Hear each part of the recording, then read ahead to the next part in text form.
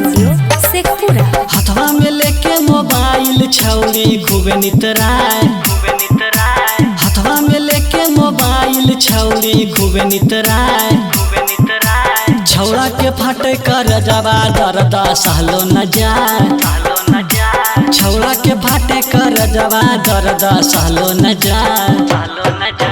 ऐते जैते देखे लोगवा छौरी नाही लजाए, ऐते जैते देखे लोगवा छौरी नाही लजाए। छौड़ा के डोलो है मनमा छौरी ना बतियाए, छौड़ा के डोलो है मनमा छौरी ना बतियाए।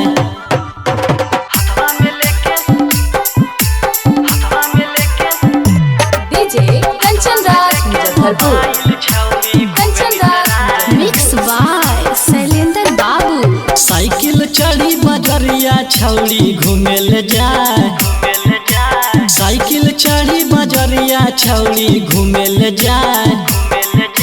बुढ़वा के मारी के धक्का छौरी खूबे ठिठियाए, बुढ़वा के मारी के धक्का छौरी खूब ठिठियाए।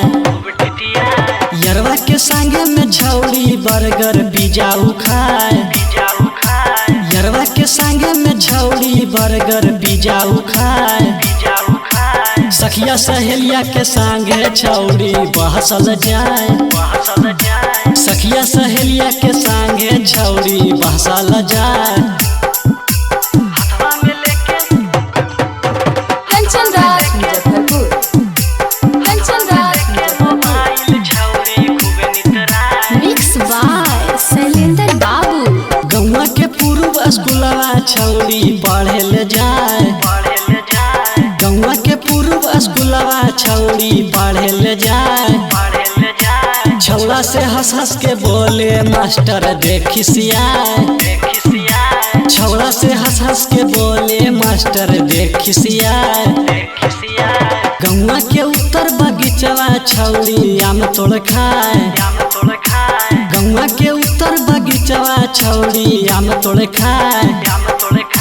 छौड़ा के पड़लै नजरिया देख के मन ललचाए, छौड़ा के पड़लै नजरिया देख के मन ललचाए।